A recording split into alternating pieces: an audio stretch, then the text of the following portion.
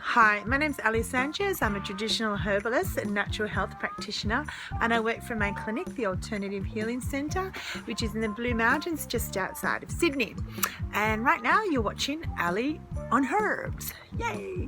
Okay, so right now I'm going to be talking to you about dandelion. You may have already watched my other video which tells you how to identify dandelion, which is pretty easy once you know how to, and you may have even foraged some for yourself. Now, the whole of the dandelion plant is actually health beneficial. You can start with the flowers. The flowers are good for eye health, so you can pot the flowers in salads. I know some people make wine with the flowers. You can also bash them and fry them up, so they're good just to add to your everyday diet. The stalk is full of sap.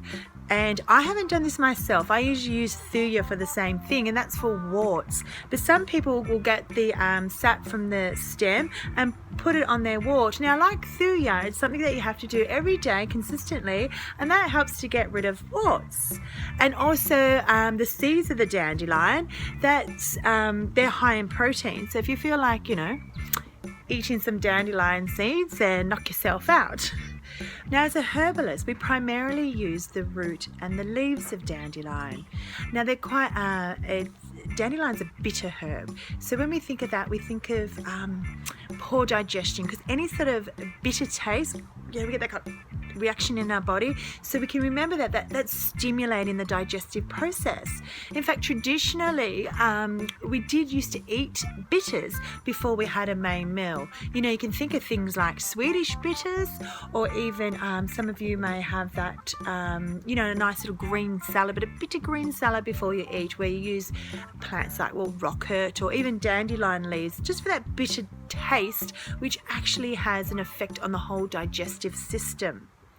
So when we think of dandelion, we think of digestion. So anything like a bit of indigestion, you might get those more like sour burps, feelings of bloating, even like poor fat digestion. If you have, a meal that's quite meat-based or animal products in the meal, and you might get a little bit of diarrhea after, or even like fatty foods as well, like say you have hot chips, and it just sort of upsets the bowels.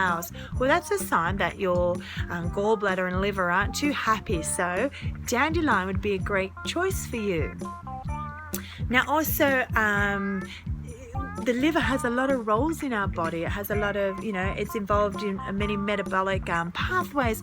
So often you might present even with like skin conditions. So if I have anyone who's got itchy skin or acne, or maybe even eczema sometimes, things like that, that sort of have that red hotness about them, we think of dandelion for its cooling effects. So I would use dandelion for skin issues, but also again the liver's involved in hormonal pathways as well.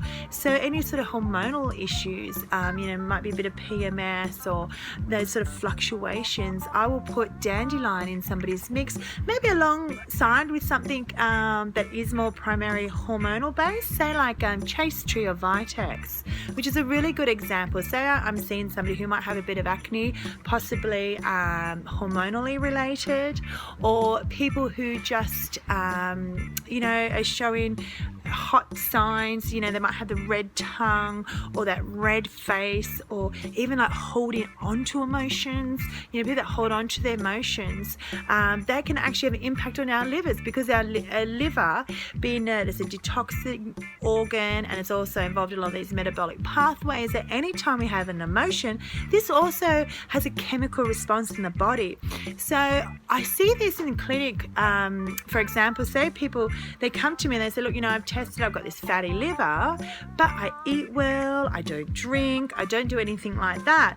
Well, what I talk to them almost straight away about is their emotions. Are they under stress?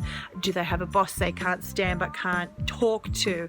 Anything like that that make you hold on to your emotions can actually impact the liver. So therefore I'd be using dandelion within a mix, probably with a few sort of calming herbs as well, you know, if they're mega stressed out, and maybe even suggesting some counseling or journaling or meditating or something like that as well to help deal with the emotions, but also we deal with the physical effect of holding on to these emotions.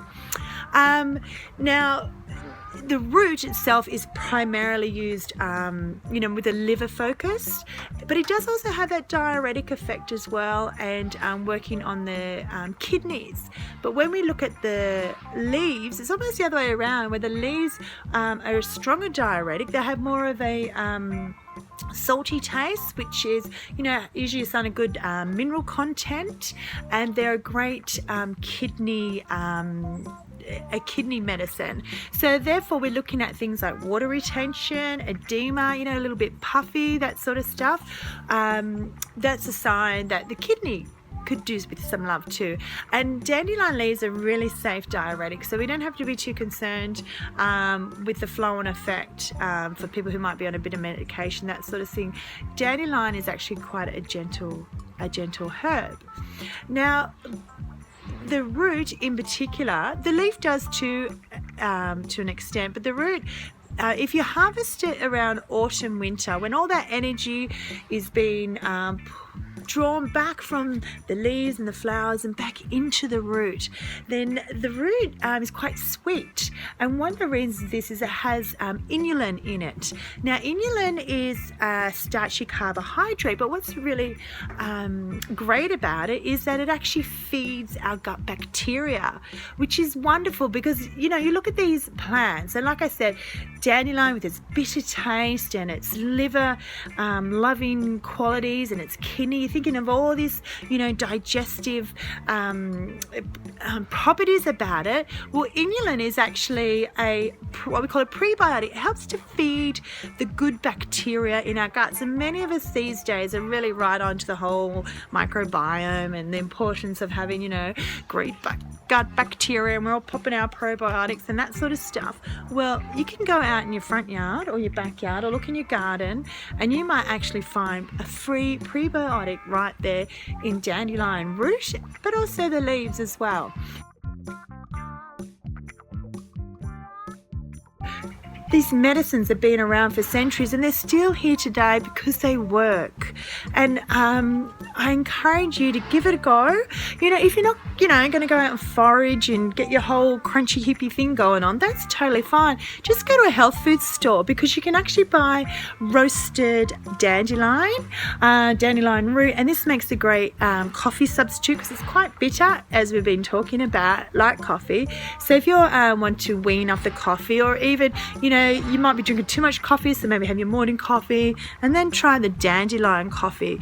And as it's a root, we really do need to let it sit for longer than a regular leaf tea, because you really want all the qualities of the root to go into your cuppa. So dandelion, you don't have to actually go out and forage it. You can just go to your local health food store or go visit your favorite herbalist and get a tincture. So we harvest the root around autumn, winter.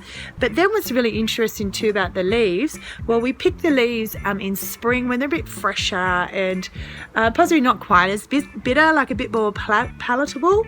And often in winter, we have all those stodgy kind of stews, and the meat eaters, you might be eating a lot of animal products, and there's a heaviness about winter food. And then when spring comes, pop, out come all the beautiful dandelion leaves, and we can harvest them. Or maybe your fruit and veggie shop might actually have some for you to buy, so you don't have to harvest, but you can put them in your salads and just like we've been talking about, get that whole digestive system happening and just allowing your body to process all that food and start to detox you, so you're all ready for spring and summer, so you can go, woohoo, come on summer, I'm ready for you. So that's dandelion. I will also write a blog, and I'll include anything that I've forgotten right now, but I think you got that kind of picture of this herb, you know, that picture of of heat, of somebody, you know, they might have that liver issues, they might be, you know, holding on to some emotions there, they might be red in the face, red around the edges of the tongue, and lastly too, if you palpate, can't see me here, but just beneath your rib cage on the right hand side, all along there, that's where the liver sits, and if there's any sort of tenderness in there, you know, if it really hurts, you go into hospital, but just tenderness, and into the middle there, that's where your liver and gallbladder sit. So if there's any tenderness there, another sign that you might want to just perhaps just start with adding, you know, a cup of dandelion tea 2-3 times a day. And if you're really concerned, make sure you go see your local favorite herbalist, or you can always Skype me too. I'm available for Skype if you want to actually hook up that way. That's totally cool. Otherwise, check out my blog. Thanks for watching. Hope you enjoyed it. Let me know if you got any questions. Bye.